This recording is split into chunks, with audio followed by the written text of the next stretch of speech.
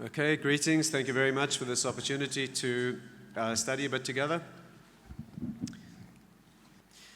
We're supposed to speak about genetics, Jewish genetics. This is a very amazing field. There are tremendous advances that we are going through at the moment, some quite strange. For example, recently discovered a Jewish gene, Jewish Ashkenazi gene. I'll try and tell you something about that. But let's try to take a look at the brave new world of genetics, Judaism, premarital genetic screening, identification methods using DNA, whole new world. You probably know that hardly a day goes by when a new disease is not described in terms of the genes that cause it. We are on the verge. Louder? Can you hear at the back now? Is that better? Yes, good. Can you hear at the back? Yes? Okay. We are on the verge of a genetic revolution. We are now editing genomes. There's at least one disease that's being treated now by being able to actually splice out the gene that's faulty and splice in the correct one. We are now in a field where you can identify cancers growing in the body by blood test. It's been discovered that, for example, let's say a breast cancer, the person's recovering from that. 20 years later, you want to know if the cancer is recurring. Instead of having to do scans and biopsies, you can simply do a blood test. Enough tumor DNA is released into the blood, very, very tiny amounts that can be picked up, and you can actually follow the disease that way. We are now in the field of being able to diagnose fetal DNA from maternal blood. Enough of the baby's DNA gets into the mother's bloodstream that you can actually diagnose fetal problems from maternal blood. So this is a whole new world. Many of the invasive tests that used to be done, like putting a needle into the uterus to diagnose the fetus, don't need to be done anymore. There are tremendous advances in this area. Let's take a few of these. Before I forget, I must mention that one of the most important outputs of this discussion will be young people in terms of marriage, being able to screen themselves beforehand so they can be sure that they don't marry somebody, or incompatible marriage is not taking place between particularly Ashkenazi Jews who have the same genetic issues.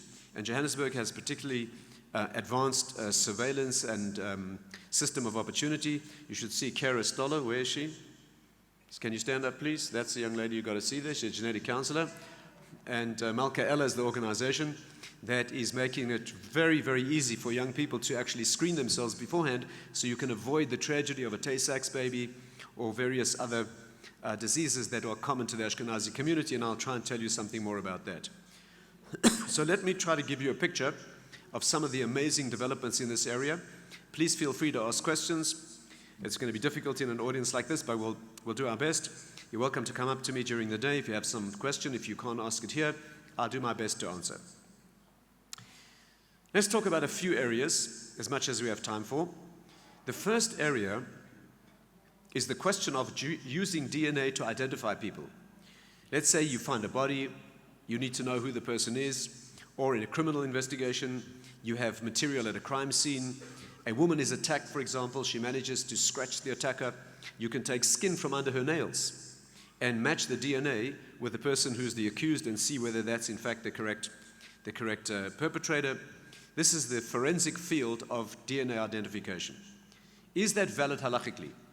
Can you use DNA to identify people when it comes to halachic standards or criteria? I'll tell you the bottom line and illustrate this for you a little bit. The bottom line is that more and more in recent years, halachic authorities in Israel and elsewhere have been accepting DNA evidence for identification. We're not quite at the stage where it's good enough on its own, but we're rapidly moving towards that point. Let me give you some examples. Let's say you need to identify a body. You know that to identify a person, there are two areas in Jewish law where we have what's called a need for simanim. A siman is an identifying feature. Classic area is lost objects, right? I found a watch, you claim it's yours. How do I know that you're the genuine owner of this watch? The practice is, I go to a lost and found area, you come to the lost and found area, I say I found a watch, you say you lost one, I don't show it to you. You describe the features of this object. You tell me it had a scratch and a blue mark and it had my initials. If you give me clear enough identifying features, that's called a siman mufhak. That means a siman, a sign identifying feature that is very unique, then you get your object back. There's a lower level of siman called a siman beinoni, which means something that's unique but not that unique. And then there's a feature which is called a siman garua, which is something relatively common. I cannot identify you as the owner of that object from such a level of a siman. That's one classic area. A more difficult area, more vexed area, is when you need to identify a body. And the classic application in that area is when a man disappears, and the question is whether his wife may remarry. Has the man died, in which case she can remarry, or perhaps he's living it up with a new flame, in the Bahamas someplace, and she's not a widow. So let's say a body's found, and we need to know whether the body is the dead body of her husband. So the gold standard is witnesses have to see the body and see the face, including the central part of the face, including the nose. If people who knew that man identified the body positively as that individual, then he's considered to be dead and she can remarry. However, what happens if you don't see the face, but you find another part of the body that is uniquely identifying? Some feature, let's say the gold standard in forensic work usually is dental records. Any dentists here? Dentists? Well, as you know, dentists will make a very accurate map of the dental features, including x-rays, and it's very useful because teeth will survive floods, disasters, fires, etc. So when a body's found from dental records, you can very accurately identify a person. Not 100%, but very accurately. What about DNA? So let's say you find a feature of the body, and it has a physical sign. Perhaps, let's say, I don't know, some amazingly unique tattoo, even though Jews are not allowed to be tattooed. But let's say you would find a body, or part of a body, and would have a tattoo that was uniquely associated with a person who supposedly died. The point about a tattoo is that it's indelible. You can't erase it. I remember the experience of being a young doctor. A young fellow walked into my room to be examined, took off his shirt. He had a tattoo on his arm. It said Sue, crossed out. Becky, crossed out. Jennifer, crossed out. There's I think Becky featured twice, but anyway, you'd think you'd get the message, but you can't erase it. You've got to keep adding. So let's say you found a body with a unique tattoo, Jennifer, Becky, Sue, etc., exactly in order. That might be uniquely identifying. If it is of the order of probability, which makes it extremely unlikely it could be anyone else, that's proof positive. How about DNA? Now, the problem is the Talmud talks about a unique identifying feature, but it does not give a statistical value. How unique does it have to be? 1 in 100, 1 in 1,000, 1 in a million? Since about the 1600s, rabbinic authorities have attempted to give a number to this area, and what seems generally agreed is 1 in 1,000. So if there's a likelihood better than 1 in 1,000 that this matches to the person, that will be good enough. Now, DNA identification is something like 1 in 10 million. It's way better than 1 in 1,000. Not absolute. There have been American courtroom dramas where a person has been accused, the DNA matched perfectly, the jury was told that there's less than a 1 in 10 million chance that this is the wrong person. It still means 30 or 40 Americans could have done the crime, 400 million people. So we're not talking about absolute, but we're talking about very, very uniquely identifying. The question is, halachically, is that acceptable? It's newfangled, it's not something you can see, there's room for error. I'll tell you the bottom line. The bottom line has been that modern rabbis, Rav Asher Weiss in Israel and others, have ruled consistently in the last few years that if we have DNA identification plus some reason to suspect that it's accurate, technically, halachically, this is called raglaim ledova. Raglaim ledova means that there's some reason on which to base your measurement. Then that could be good enough.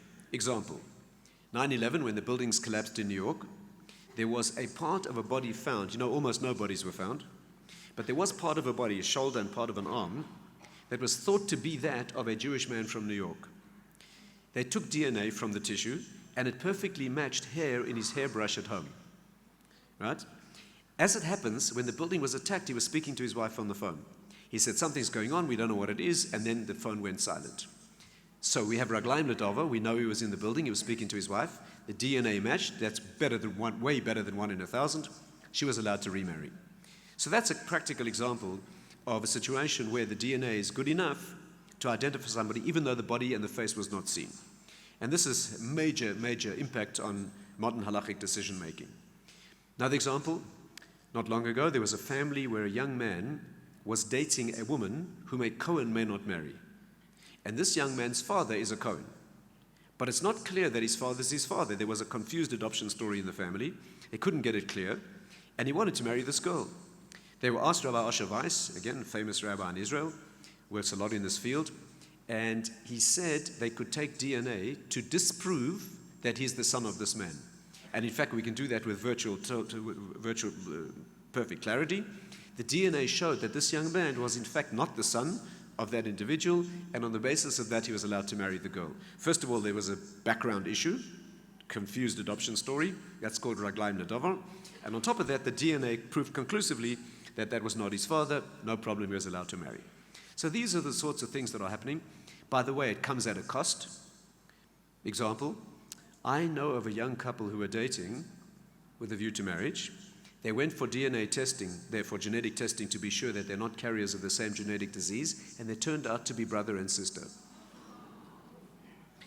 Another thing that genetic labs face, which is quite common, is that a family is sent for genetic testing because there's some question about a genetic disease in the family, let's say sudden death because of a heart arrhythmia. Some of those are genetically carried, and the lab investigates the family, and it turns out that the husband's not the father. Now the question is, what does the lab disclose? No one knows in this family that this man did not father these children except the wife. Now the question is, the lab wasn't asked for that information, but even if they don't disclose the information, once they start explaining to the family the genetic connections, it will be readily apparent to anyone with any sense that this man's not the father. This is a tiger country of ethical considerations. There's no consistent principle in this. It affects Jewish families sometimes, but this is a not uncommon phenomenon. These are some of the things that we're going through. So identification of people is one area of halakha in which DNA is coming into its own. Very amazingly, in the last couple of years, this is really recent news, an Ashkenazi Jewish gene has been found. A gene unique to Ashkenazim. Let me explain this. Before I tell you about the Ashkenazi gene, you know that there's a unique Kohanic gene. Do you know about that? There got to be some Kohanim present. Kohen, anyone? Kohen? Okay, here's what happened. About 20 years ago, Dr. Carl Skarecki, who happens to be a Canadian geneticist, was sitting in shul in Toronto. He happens to be a Kohen. Shabbos morning, he's sitting in shul, and he saw a Yemenite man being called up for Kohen. Now, he does not look like the Yemenite. He's a light-skinned, European-looking Jew. The Yemenite has Yemenite features. And Dr. Skarecki said to himself, one second, if he's a Jew and a Kohen, and I'm a Jew and a Kohen, we must be descended from the same man. Because that's what being a Kohen means. You descended from Aaron a Kohen. And being a geneticist, he realized we can actually check that. What we can do is, there are genes that you inherit only from your father. And you're a Kohen because of your father. The DNA contained in the Y chromosome, I'm sure you all remember your high school biology perfectly, you have X and Y chromosome. The Y chromosome is handed down only from your father. There's no mixing and matching of the genes like in the rest of the genome. So you can tell exactly what comes down to you from your father. So he said, we can check this. And he's instituted a worldwide program where they took little scrapings from the inside of the cheek of people throughout the world claiming to be Kohanim. Only a claim that you were descended from a family which is Kohanim. And it turned out that a very high percentage of people claiming to be Kohanim have a unique genetic signature. They call it the CMH, Cohen Model Haplotype. And it's been an amazing population genetic tool for tracing the Kohanic lineage. The evidence suggests that all Kohanim on earth are descended from one man who lived about 2,000 years ago. Now, 2,000 is not quite accurate from our perspective, but it's not too bad. Of course, this is called the molecular clock. You can tell exactly how many generations have gone by from a common ancestor to people living today. You can't tell how many years have gone by because that depends on how old people were having when they're having their children. So there you have to build in an assumption. But you can tell with precision how many generations have gone by because in every generation, random mutations creep in. So that means if two brothers have very similar genes, their grandchildren, that means cousins, will have slightly more different genetics, and second cousins slightly more, and we can tell exactly the rate of difference that will occur with every generation. So we can tell virtually exactly how many generations have gone by from a common ancestor to people today. This has had amazing consequences. I'll give you one of them. As South Africans, you probably know there's a Lemba tribe, right? The Lemba tribe. You may or may not know that the Lemba people claim to be Jewish. Now, the Lemba people do not look Jewish. I mean, they are black South Africans, right? They look like tribal black South Africans. They claim to be descended from Yemenite Jews who descended through Africa, and they claim to be Jewish. Not only that, there's a tribe, there's a clan among the Lemba, which is called the Buba clan, and they claim to be Kohanim. Now, no one ever took that seriously. They tested them recently, and it turns out that the Buba clan have the Kohanic gene. There's going to be interesting surprises when the Mashiach arrives. Okay, almost certainly the Lemba people are descended from Yemenites who intermarried with converted women and descended through Africa, and their story is probably accurate. So that's one of the amazing consequences that's happened. Another one is that, and this is almost beyond belief, do you know that about 20 years ago, 2 American groups decided to see how closely related, you better hold on to your seat for this, how closely related all humans on Earth are. Now, how do they do that? Well, the problem is that as you know, when male and female fertilize each other in the development of an embryo, there's a mixing and matching of genes, and you never know which feature came from the mother, which came from the father. But the Y chromosome you get only from your father. And there happens to be one part of the genome that you get only from your mother. And that is the mitochondrial DNA. You remember that in the cell you have the nucleus. In the nucleus are about 20 to 30,000 genes, but surrounding the nucleus are tiny organelles called the mitochondria. These are tiny energy-producing factories for the cell, and for some unknown reason they have some genes, about 27 genes in the mitochondria, some DNA. And you happen to inherit your mitochondria only from your mother. What happens during fertilization is the egg has the mitochondria, the male mitochondria completely deleted, and the offspring has only mitochondria from the mother. So we can tell a maternal lineage perfectly. So what they did was, they decided to see how many women originated the human race, all human on Earth. So 2 independent non-Jewish groups, they did this research, and what they do is, again, they take mitochondrial DNA. In fact, they took a little snippet of placenta from babies being born all throughout the world, and they tested the mitochondrial DNA to see how closely related we all are. Right? And again, it's a perfect maternal lineage, and we can see whether you're brothers or brother and sister, cousins, second cousins, etc. It turns out that all humans on Earth are descended from one woman. They call her mitochondrial Eve. Okay? And if you read these studies, you'll see it's amazing. In both of these independent studies, look it up, you can Google it, you can see the first-hand information. The second last paragraph in the study says the following thing. We have thereby conclusively proved that all human beings on Earth are descended. She probably lived about 120,000 years ago. Now again, that's not good enough for us, but it's a lot better than 3 billion they were talking about before. And that is conclusively proved. And then amazingly, there's one final paragraph. And the final paragraph says, of course we know this is impossible. There's no way that, therefore what must have happened was there must have been a lot of pre-human hominid monkey type beings who had offspring. For some unknown reason, the offspring of all of them died except those of one woman. And those are all humans on Earth today, right? Amazing. As usual, correct observation, wrong interpretation. So that is the mitochondrial Eve gene.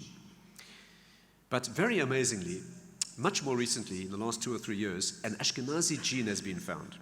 So here's how it works. Skarecki and others did this research, and it turns out that Eastern European Jews, so-called Ashkenazi Jews, have a unique mitochondrial signature. 6 DNA markers in the mitochondria that are unique to Eastern European Jews. Right?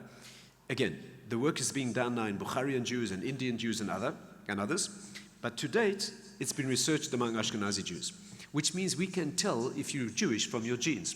Of course, we can't tell if you're not. That means many people might have do not have these markers because they're descendants of converts. Right?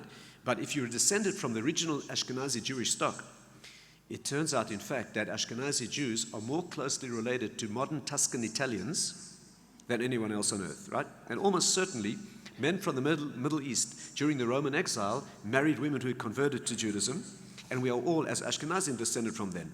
If you'd like to research this, there's a wonderful book called Legacy by Professor Harry Ostra, who's a geneticist at YU, and an even more user-friendly book, which is called DNA, I think it's called DNA, The Tradition, by Rabbi Kleinman, who's a Kohen in the Old City. Very excellent books, and you can look them up, and they give very beautiful population genetic maps, so you can see where we are descended from. Some of it's speculation, but it's worth reading. Now, this Jewish gene has been used for amazing things. I'll give you an example. I was in contact with the chief rabbi of Rome recently. His name is Rabbi Riccardo di Segni. He's from an ancient Roman family. Right? Many Italian Jews are descended from immigrants from Libya and various other places. His family goes back probably to the Roman exile. And I heard from him that there are a number of places in Rome today where bodies have been discovered, actually skeletons, that are thought to be Jewish, and they want to use DNA to see if they are Jewish. Rabbi di Segni happens to be not only the chief rabbi of Rome, he also happens to be a doctor, like the best rabbis are. And he said the following thing. There's one place in Rome where they found about 3,000 skeletons buried underneath what used to be Mussolini's headquarters on a place called the Via Torlonia. And there's some Greek and Hebrew inscriptions, and it's not clear if those bones are Jewish or not. So they sought permission to take DNA from the bones and see if they're Jewish. Before they did that, they noticed that all the bodies are buried like this.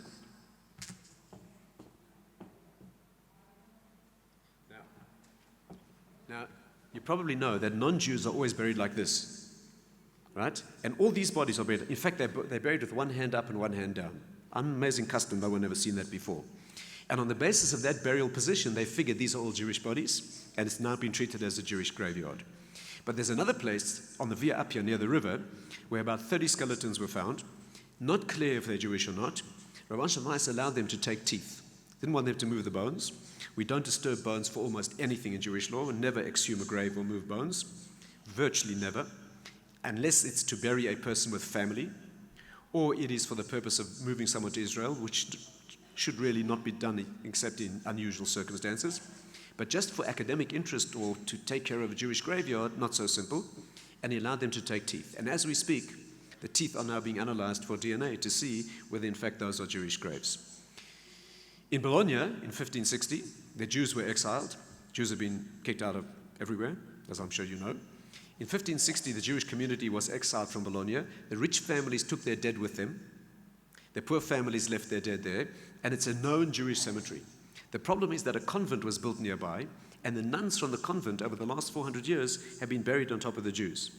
You know, there are many cemeteries in Europe where people were buried in layers, and here it's not clear where the Jewish bodies end and the non-Jewish bodies begin. Before they took DNA, they noticed that all the nuns are buried. It's only skeletons now, but every nun is buried with a ring with a crucifix. And they can tell exactly where the non-Jewish bodies end and the Jewish bodies begin. So they didn't take DNA from there. So these are some of the things that are happening around the world. Let me tell you one of the saddest that has happened is a tragic story you might be familiar with in Israel. And that is a situation in Israel where in the 1950s and early 60s, Yemenite Jews were brought to Israel. They were housed in tent cities, in poor conditions around the country, and inevitably babies became ill. And many Yemenite children were admitted to hospital, and many disappeared. When the parents came to find their baby, they were told, your child died, been buried someplace, couldn't wait for you, the child is dead. The accusation is that the hospitals sold the babies or gave them away to childless families, usually Holocaust-surviving families, and the Yemenites were simply deprived of their children. This has been an extremely bitter issue in Israeli history, in modern Israeli history. Commission after commission has been set up by the government to discover whether this is true or not, and it's never been established. About 3 months ago, the Israeli parliament passed a law opening the graves of those babies to see whether the DNA matches siblings. In most cases, the parents are no longer alive, but there are many siblings around the country. And as we speak, the graves are being opened. And in 2 or 3 weeks, it may be known, once and for all, whether those accusations were true or not. It's not going to be so simple. The graves are very small. And as you know, in Israel, people are buried directly in the ground, not in coffins. And the ground has shifted over 70 years. Some are very small graves. Some are kids buried more than one per unit. So it's not going to be so simple. But there's great hope, nevertheless, that this will be finally, so to speak, laid to rest, and this will be resolved once and for all. So those are some of the issues of Jewish genetic identification, Jewish genes, forensic work. This is a well-known field that is taking place now. So far, so good? Okay. Let's move to a second area, which is the area of pre-implantation genetics.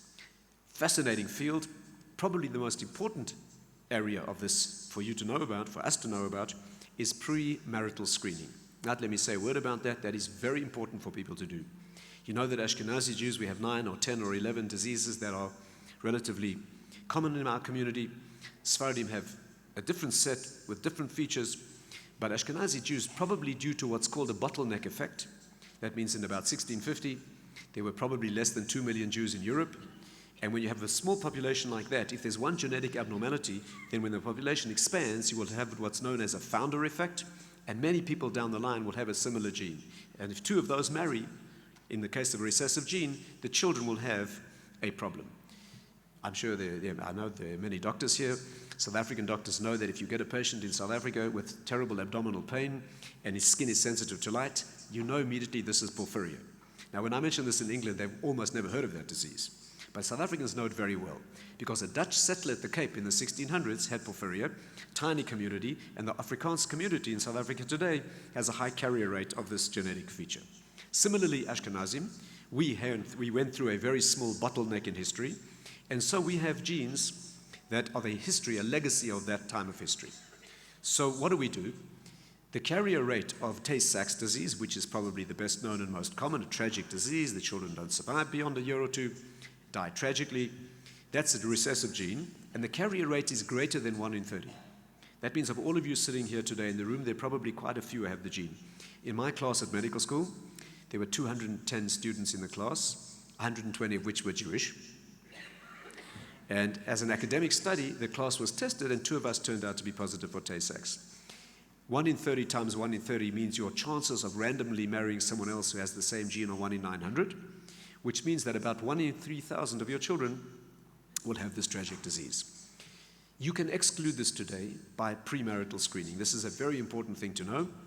There are 2 ways to do this. One of the well-known ways is to do anonymous screening. So the young couple will have their blood taken.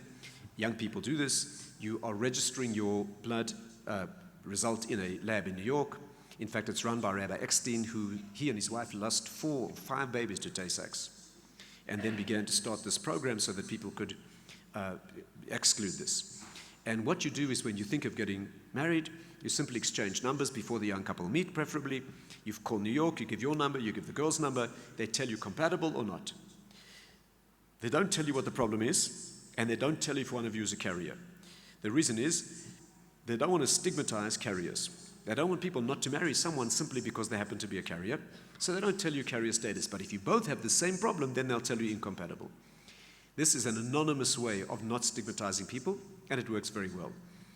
It works very well in the Orthodox community, where people meet more or less by design. There are no emotions involved, you haven't met yet. If you turn out to have the same gene, you just don't meet.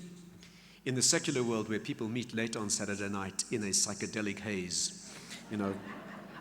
of mind-altering substances, and then relations get going, so it's not so simple. But it works very well where marriages are contracted more or less by design. Today, there's a trend, as Kara, I'm sure, will tell you, to open testing. For example, I know a family who have 8 children. They decided that Dori Sharim, this system, is too expensive. It costs a couple $100, too expensive.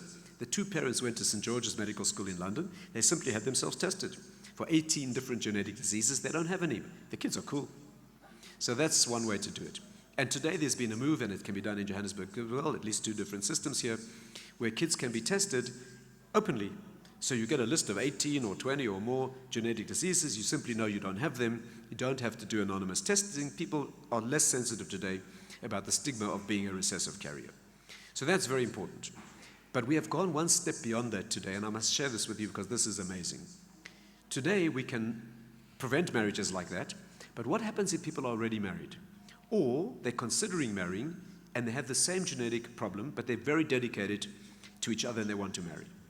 What was done in the old world, when I was a medical student, not that long ago, what happened was, let's say a woman would be pregnant, and you'd find a genetic abnormality. How would you investigate this? You'd have to put a needle into the uterus, or take a little bit of the placenta, and you would investigate it genetically.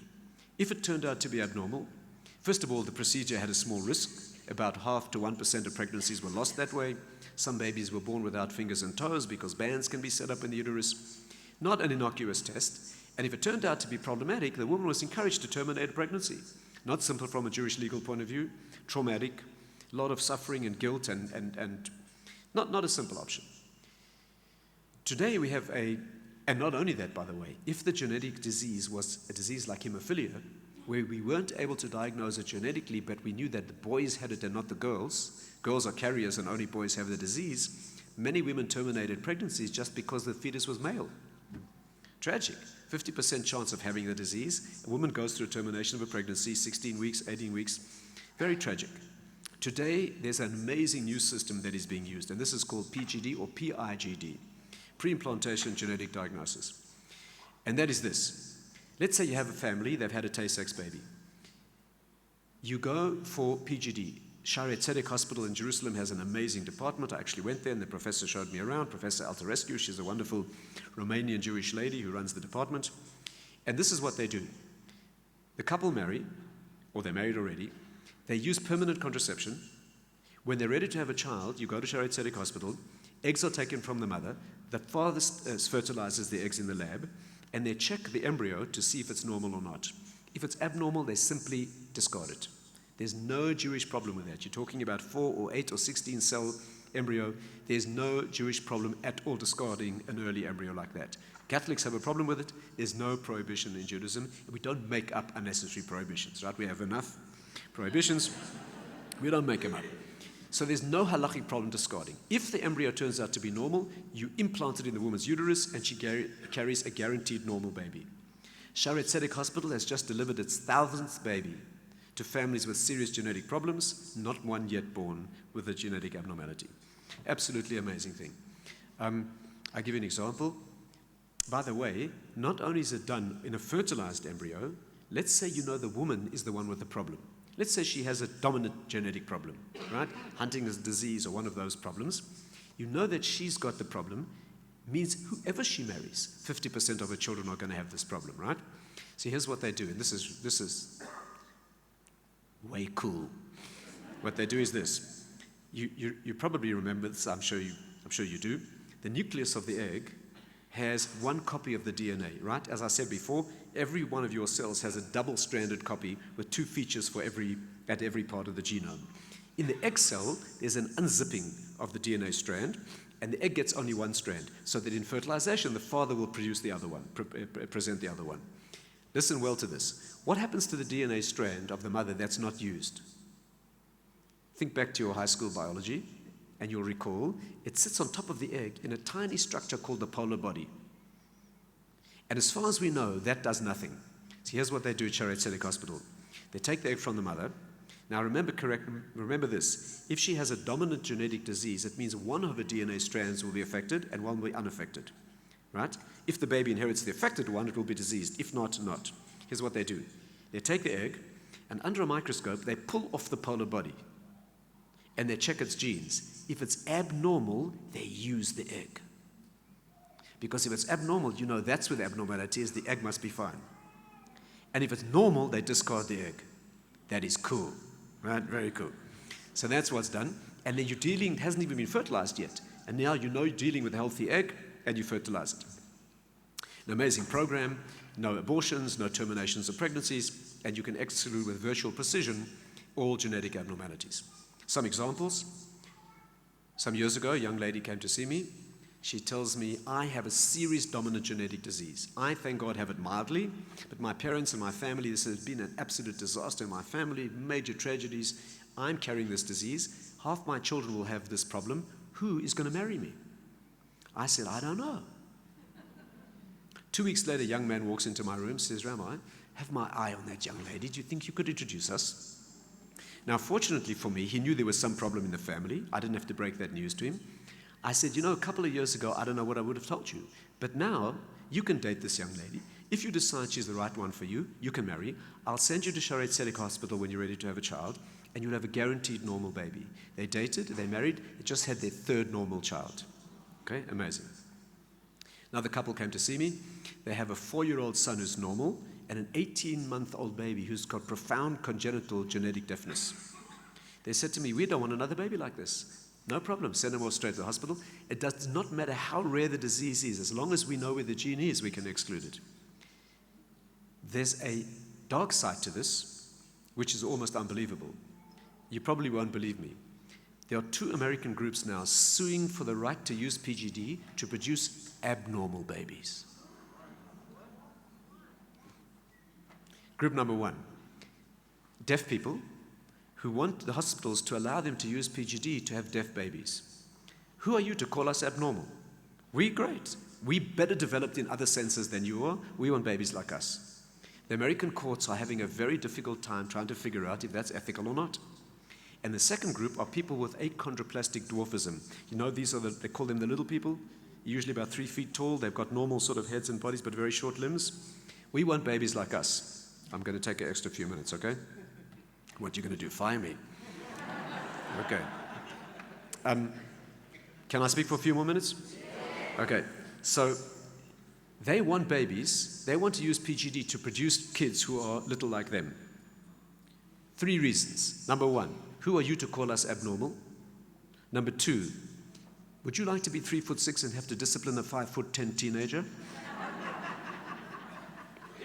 And thirdly, our homes are designed for little people. We've got door handles and bathrooms. We can't cope with a child who's of normal height. And the American courts are now debating whether this is ethical or not.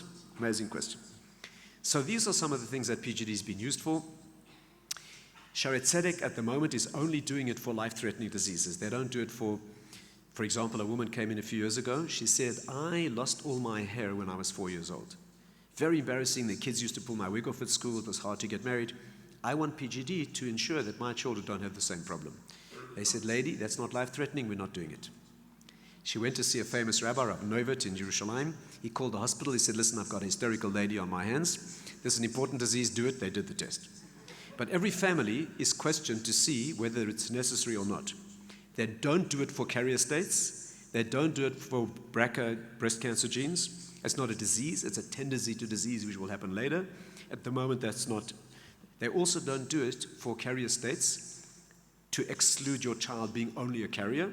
That's the policy at the moment. By the way, Jewish families have to go through a committee. Every Jewish family, it's free in Israel. The Kuppah pays for it. Probably the only country in the world where fertility is considered such a need, that it's actually free. The Jewish families coming forward, this is an amazing fact. The Jewish families are questioned to see if they really need it and deserve it.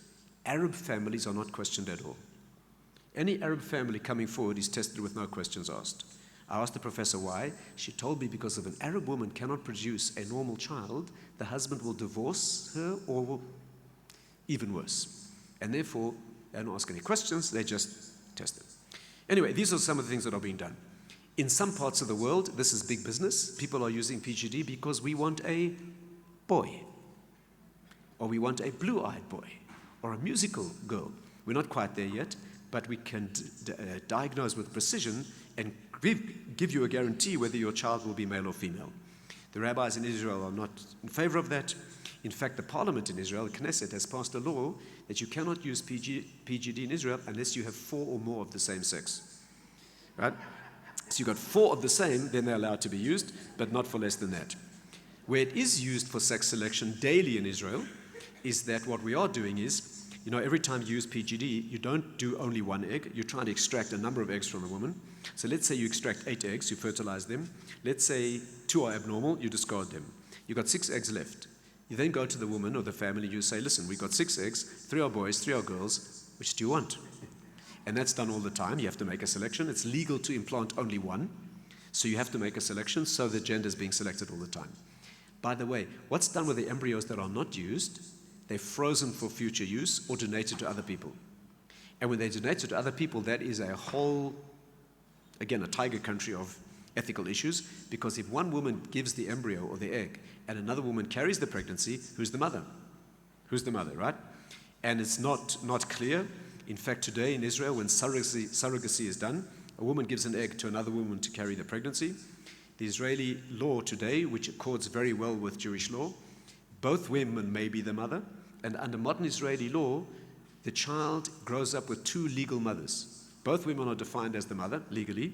The reason being, then it becomes automatically illegal to marry a sibling on both sides, which is great. So that is what's done today. If one woman is Jewish and one is not, this happens all the time. I know more than one Jewish woman who's not well enough to carry a pregnancy, so she gave her egg to a surrogate non-Jewish woman. Now the baby, is the baby Jewish or not? So what's done in most parts of the world is the child goes through a doubtful conversion. In London, where I live now, the child is converted. The Beis Din does not give a certificate of conversion. They simply give a certificate of what was done. In 20 years' time, when the child wants to marry, you'll decide then whether it's a conversion or not. I'll tell you what is a problem. This little child's born, and it's a boy. Can you see the problem? 8 days later, there's a bris. Now, just 1 second. When the Moel performs the bris, does he make a brocha for gerus, which means conversion, or does he make a brocha for milah? And there's different brocha that's made. The problem is the family don't want people to know this child's conceived from surrogate situation. As soon as the Moel opens his mouth and makes the brocha, everybody will know. So what are the Moel told to do? They're told to mumble. Mumble. Right? That's one of the solutions. But anyway, these are the kinds of things we're living with. I know a surgeon in America who happens to be a famous fertility surgeon. He has 5 cases of girls who are identical twins, in which each set of twins, one can have children, one cannot. One has eggs in ovaries and one doesn't. So he's taken a slice of ovary from the fertile twin with eggs and transplanted it into the ovary of a sister, and all 5 now have children. Now, who's the mother? The kids look exactly like their mother and their aunt. They've got exactly the same genes as both of them, right? Who's the mother? Go figure. So these are the kinds of things that we're going through in this brave new world. PGD is a daily event. If you're Israeli, it's free. If you're a visitor, it costs about 50,000 shekel, which is nothing compared to American prices. You're talking about $8, $10, or $11, $12,000. This is very affordable, and I personally sent a number of people there for this option, and it is the new world of genetic manipulation. What we won't discuss today is the third area, I just mentioned it, and that is actually modifying the genome. And there's really no halachic problem with that. Again, there may be all sorts of technical and risk issues, but halachically there's no problem splicing out and in parts of a genome. We really don't have a problem with that. Human cloning we haven't arrived at yet. It hasn't been asked yet halachically. But this is the horizon, I would say, of genetic issues in modern Judaism. I'm going to stop for 2 minutes. If you can put up the house lights. Can you do that, whoever's doing the lighting? So I can see a question. Let's take 1 or 2 questions in case perhaps I haven't made something clear. And if we don't get time to answer your question, please come and ask me privately. You have to speak loud. Yeah, please. I'll repeat the question. You mentioned that there are like 9 or 10 Ashkenazi genetics. So today there's no like 37, 39. And if you're promoting genetic testing, isn't it important to promote comprehensive genetic testing for all known life-threatening diseases? Good question. Isn't it important to promote testing for all life-threatening disease? Absolutely. And when we do the Ashkenazi Jewish testing, in fact, you can do a whole panel of much more than the 8 or 9 or 10 ones that are common. In Sharet Tzedek, when they do PGD, by the way, they at the same time also screen for chromosomal abnormalities like Down syndrome and others, which are not genetic problems, but chromosomal problems. And absolutely, all the things that can be screened for in an easy and functional way, we have to do. One last question, please. Yeah.